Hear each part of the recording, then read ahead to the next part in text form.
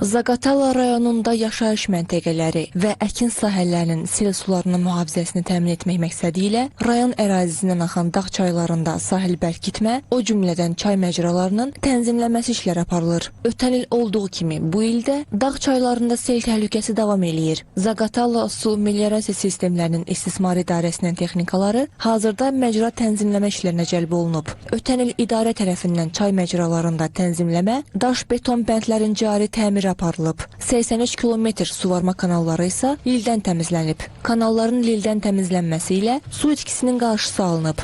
Bura sel sularının, daşqın sularının zərərli təsirinə tez-tez məruz qalırdı. Aşağı dala, Üçüncü kəndlərin əkin sahələrinə, yaşayış məntəqələrinə zərər vururdu. İndi 300 pagonometr uzunluğunda sahil bərkitmə işləri başlanılıb. İşlərin 50% yekunlaşmış vəziyyətdədir.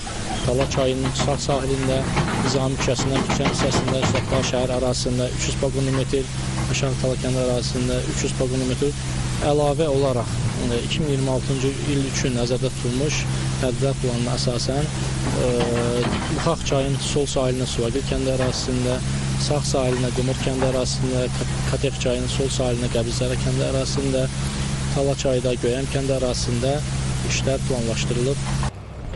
Görülən qabaqlayıcı tədbirlər çay sahillərinə yaxın ərazidə yaşayan insanların təhlükəsizliyini tam təmin eləyir. Yaşayış məntəqələri və əkin sahələri sel sularından qorunmuş olur. Bir balaca su gələn kimi insanlar burada əkini düzəməli, əkin sahəsində buğda, arpa əkmək üçün biraz çətinlik çəkirdilər, qorxurdular ki, sel suları düşər.